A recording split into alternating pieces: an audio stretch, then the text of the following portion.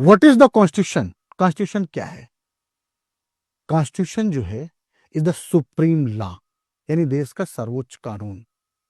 वो सर्वोच्च कानून जिसको हम संविधान कहते हैं, वो सरकार की संरचना, कर्तव्यों और उनकी शक्तियों, देश के नागरिकों और उनके अधिकारों तथा कर्तव्यों को परिभाषित करता है। साथियों, डेमोक्रेसी, डेमोक्रेसी क्या है?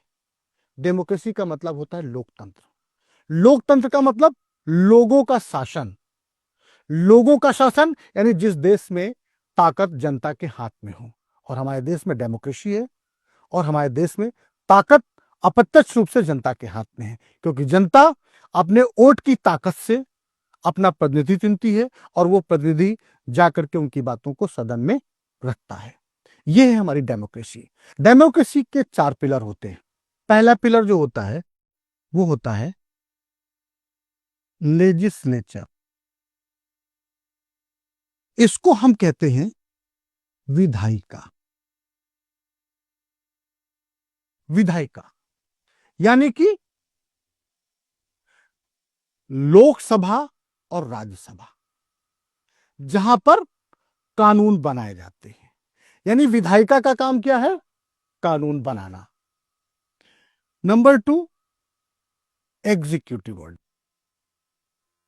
यानी कार्यपालिका। कार्यपालिका कार्यपालिका का काम क्या है?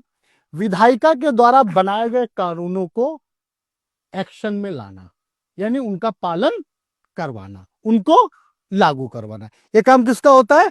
एग्जीक्यूटिव यानी कार्यपालिका का। नंबर 3, फिर आता है जुडिशरी यानी कि न्यायपालिका।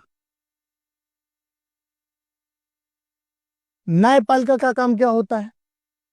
सबसे पहले बताते हैं, विधायिका का काम है कानून बनाना, जिसपे लोकसभा और राज्यसभा आता है। एग्जीक्यूटिव का काम है कार्यपालिका यानी विधायिका के द्वारा बनाए गए कानूनों को लागू करना। फिर आता है जुडिशरी यानी कि विधायिका के द्वारा बनाए गए कानूनों के हिसाब से देश में लोगों को न्याय देना तथा उन कानूनों की व्याख्या करना। यह काम किसका है? जुडिशरी का। और चौथा आता है मीडिया यानी कि मीडिया, सूचना, यानी मीडिया। मीडिया क्या करता है? सरकार की बातों को जनता तक पहुंचाना और जनता की बात को सरकार तक पहुंचाना तथा सूचनाओं का आदान प्रदान करना और साथ ही सरकार पर पैनी नजर रखना। ये है हमारा डेमोक्रेसी, ये है लोकतंत्र। और इस लोकतंत्र में सबके कर्तव्यों के, सबके अधिकारों का को परिभाषित किया गया है तथा उनका निर्धारण किया गया है कि कोई भी व्यक्ति संविधान से और कानून से ऊपर नहीं है। इसे कहते हैं डेमोक्रेसी, और डेमोक्रेसी में ताकत हमेशा जनता के पास होती है।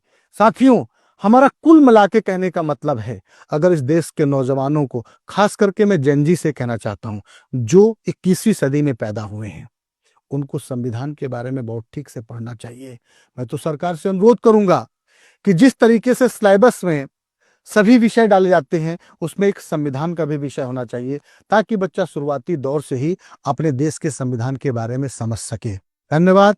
जय भीम, जोहार।